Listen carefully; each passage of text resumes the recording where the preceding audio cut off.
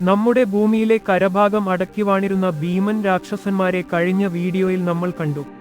ഒരു മനുഷ്യനേക്കാൾ നീളമുള്ള പഴുതാരകളും കഴുകന്മാരുടെ വലിപ്പമുള്ള തുമ്പികളും വാണിരുന്ന ആ കാലം ശരിക്കും അതിശയിപ്പിക്കുന്നതായിരുന്നു. എന്നാൽ കരയിലെ കാഴ്ചകൾ വെറും തുടക്കം മാത്രമായിരുന്നു. കരയിൽ നിന്നും കടലിലേക്കെത്തുമ്പോൾ കഥയാകെ മാറുകയാണ്. ദശലക്ഷക്കണക്കിന് വർഷങ്ങൾക്ക് മുൻപ് ഇരുണ്ട കടലിന്റെ ആഴങ്ങളിൽ നമ്മൾ സങ്കല്പിക്കുന്നതിലും ഭീകരരായ ചില ജീവികൾ ജീവിച്ചിരുന്നു.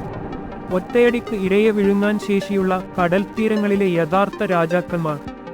ഇന്ന് നമ്മൾ പോകുന്നത് ആഴക്കടലിലെ ആ ഭീകര ലോകത്തേക്കാണ്. തയ്യാറായിക്കോളൂ. വണ്ടർ വേൾഡ് മലയാളത്തിന്റെ ഈ പുതിയ വീഡിയോയിലേക്ക് ഏവർക്കും സ്വാഗതം. കരയിലെ പഴുതാരകളെ കണ്ട് നമ്മൾ അമ്പരന്നെങ്കിൽ അതിലും വലിയൊരു ഭീകരൻ കടലിനടിയിൽ കാത്തിരിപ്പുണ്ടായിരുന്നു. യൂറിപ്റ്ററിഡുകൾ എന്നറിയപ്പെടുന്ന ഈ ജീവികളെ സാധാരണയായി കടൽ തേളുകൾ എന്നാണ് വിളിക്കുന്നത്.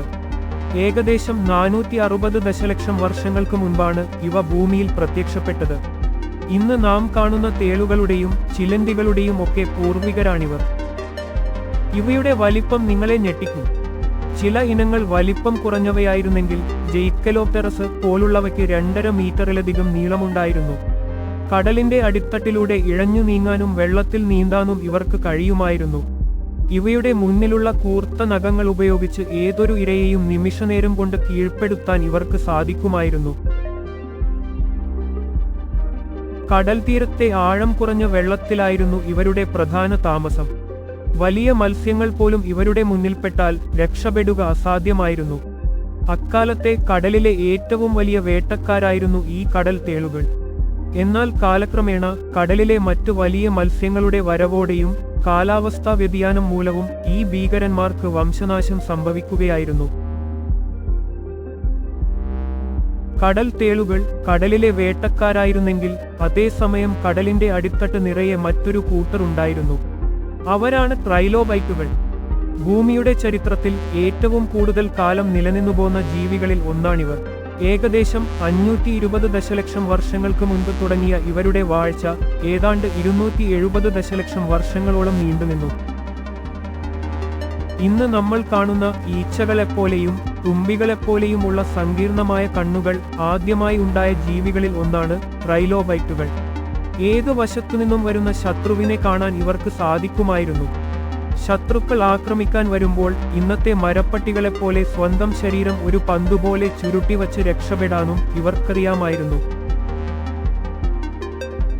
ഏതാനും മില്ലിമീറ്റർ മുതൽ ഒരടിയിലധികം വലിപ്പമുള്ളവ വരെ ഇവരിൽ ഉണ്ടായിരുന്നു. ലോകത്തിന്റെ വിവിധ ഭാഗങ്ങളിൽ നിന്നും ഇവരുടെ 10,000കണക്കിന് ഫോസിലുകൾ ശാസ്ത്രജ്ഞർക്ക് ലഭിച്ചിട്ടുണ്ട്. കടലിന്റെ ശുചീകരണ തൊഴിലാളികൾ എന്ന് വിളിക്കാവുന്ന ഇവ കടലിന്റെ അടിത്തട്ടിലെ അവശിഷ്ടങ്ങൾ ഭക്ഷിച്ചാണ് ജീവിച്ചിരുന്നത്. കടലിലെ ഭീകരന്മാരുടെ പട്ടികയിൽ ഏറ്റവും വിചിത്രമായ രൂപമുള്ള ഒന്നായിരുന്നു അനോമലോഗാരിസ്. ഏകദേശം 500 ദശലക്ഷം വർഷങ്ങൾക്ക് മുൻപാണ് ഇവ ജീവിച്ചിരുന്നത്.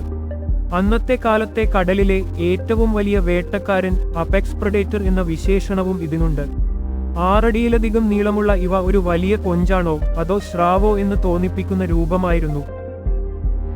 ഇവയുടെ പ്രത്യേകത സങ്കീർണമായ 16,000ഓളം ലെൻസുകളുള്ള വലിയ കണ്ണുകളാണ്. ഇതുവഴി വെള്ളത്തിനടിയിലെ ഏറ്റവും ചെറിയ ചലനങ്ങൾ പോലും ഇവയ്ക്ക് കാണാൻ കഴിയുമായിരുന്നു. തലയുടെ മുന്നിലുള്ള നട്ടെല്ല് പോലെ കൂർത്ത 2 നഖങ്ങൾ ഉപയോഗിച്ച് ഇരകളെ വലിച്ചെടുപ്പിക്കാനും ഇവയ്ക്ക് സാധിച്ചിരുന്നു.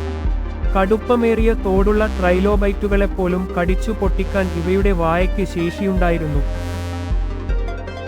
ശരീരത്തിനു വശങ്ങളിലുള്ള ചിറകുകൾ പോലെയുള്ള ഭാഗങ്ങൾ ഉപയോഗിച്ച് വെള്ളത്തിൽ അതിവേഗം നീങ്ങാൻ ഇവയ്ക്ക് സാധിക്കുമായിരുന്നു. ഇന്നത്തെ സ്രാവുകളെപ്പോലെ അക്കാലത്തെ കടലിലെ സർവാധിപതികളായിരുന്നു ഈ അനോമലോഗാരിസുകൾ. അപ്പോളോ എങ്ങനെയാണ് ഇത്രയും ഭീകരരായ ഈ ജീവികൾ ഭൂമിയിൽ നിന്നും അപ്രത്യക്ഷമായത്? കാലം കടന്നുപോയതോടെ ഭൂമിയിലെ കാലാവസ്ഥയിൽ വലിയ മാറ്റങ്ങളുണ്ടായി. ഓക്സിജന്റെ അളവ് കുറയുകയും ഭൂമി കൂടുതൽ വരണ്ടതായി മാറുകയും ചെയ്തു. കാർബോണിഫറസ് കാലഘട്ടത്തിലെ ആ വലിയ നിബിഡ വനങ്ങൾ നശിക്കാൻ തുടങ്ങിയതോടെ ഈ ഭീമൻ പ്രാണികൾക്കും ഭക്ഷണവും താമസസ്ഥലവും ഇല്ലാതായി. കടലിലും ഈ മാറ്റങ്ങൾ പ്രതിഫലിച്ചു. കാലാവസ്ഥാ വ്യതിയാനം താങ്ങാൻ കഴിയാതെ അനോമലോഗാരിസുകളും കടൽ തേളുകളും ചരിത്രത്തിന്റെ ഭാഗമായി.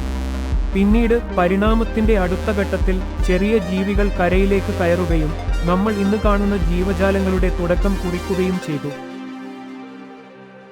ഭൂമിയുടെ ചരിത്രത്തിലെ വിചിത്രമായ ഒരു കാലഘട്ടമായിരുന്നു അത്. ഈ വീഡിയോയെക്കുറിച്ചുള്ള നിങ്ങളുടെ അഭിപ്രായങ്ങൾ താഴെ കമന്റ് ചെയ്യുക. ഇതുപോലെയുള്ള കൂടുതൽ അറിവുകൾക്കായി വണ്ടർ വേൾഡ് മലയാളം സബ്സ്ക്രൈബ് ചെയ്യാൻ മറക്കരുത്. അടുത്ത ഒരു വീഡിയോയുമായി വീണ്ടും കാണാം. നന്ദി, നമസ്കാരം.